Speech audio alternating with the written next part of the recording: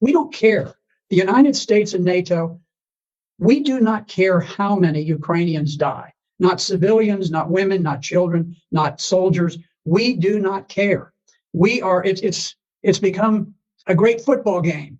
We've got our team, they've got our team, rah, rah. We want to get the biggest score and run it up.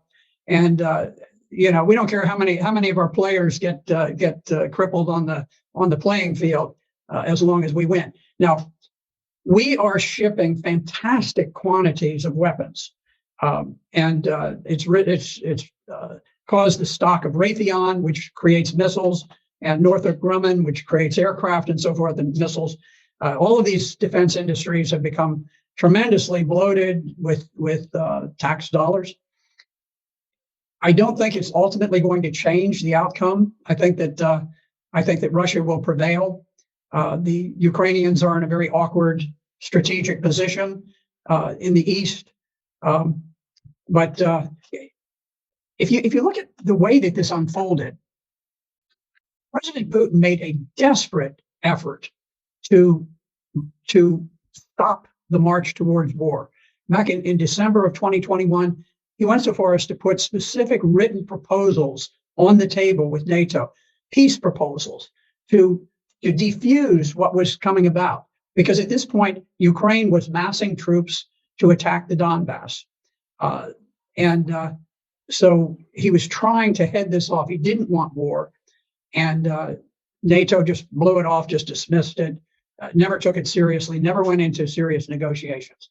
At that point, Putin, seeing that armed Ukrainians with weapons to kill Russian troops were literally on their borders, decided he had to strike first. Now, you can see that this was not some pre-planned attack. This was not like Hitler's attack into Poland, where the standard rule of thumb is that you always have a 3-to-1 advantage when you are the attacker. You have to mass 3 times as many tanks and artillery and planes and men as the other side has.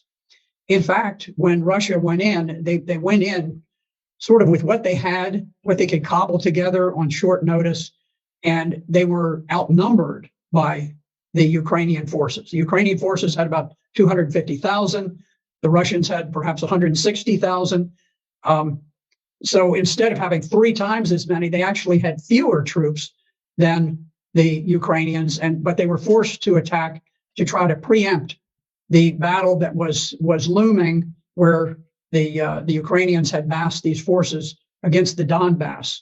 Now, the Donbass is adjacent to Russia. It is a portion of Ukraine that did not join with the revolutionary government that conducted the coup in 2014 and overthrew the government of Ukraine. They refused to become a part of the new revolutionary government of Ukraine. And so they declared their independence. And Ukraine had massed this enormous army to attack against the Donbass. And so Russia was forced to go in to preempt that planned attack by Ukraine. And you could see that Russia very much hoped that they could conduct this special operation without unduly causing casualties for the Ukrainians, because they think of the Ukrainians, or at least they did think of the Ukrainians as brother Slavs, that they wanted to have good relations. But there was a famous picture with a Russian tank that had been stopped by a gathering of maybe 40 civilians who just walked out in the road and blocked the road, and the tank stopped. I can tell you, in Vietnam, if we had a bunch of people who stood in the way of an American tank going through, that tank would not have slowed down in the slightest. It wouldn't have honked a horn. It wouldn't have done anything. Wouldn't have fired a warning shot. It would have just gone on. And I think that's more typical. I'm not criticizing the Americans. I was there and I was fighting, and I probably would have driven the tank straight through myself. But what I'm saying is that the rules of engagement for the Russians were very, very cautious. They didn't want to create a great deal of hatred and animosity. The Russians did not go in. They did not bomb the electrical system, the media systems, the water systems, all of these, the bridges and so forth, they tried to retain the infrastructure of Ukraine in good shape because they wanted it to get back. They just wanted this to be over with and get back to normal. It didn't work.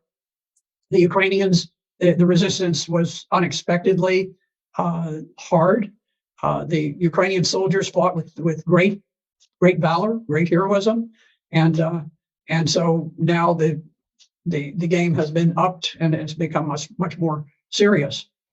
But it is amazing to look and to see that Russia dominates the air. They haven't knocked out the train systems. They haven't knocked out power plants. They haven't knocked out so many things. They've never bombed the buildings in the center of Kyiv. The capital of Ukraine. They haven't bombed the buildings where the parliament meets.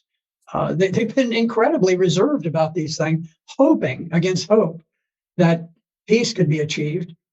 But I don't think Ukraine has anything to do with the decision about peace or war. I think the decision about peace or war is made in Washington, D.C.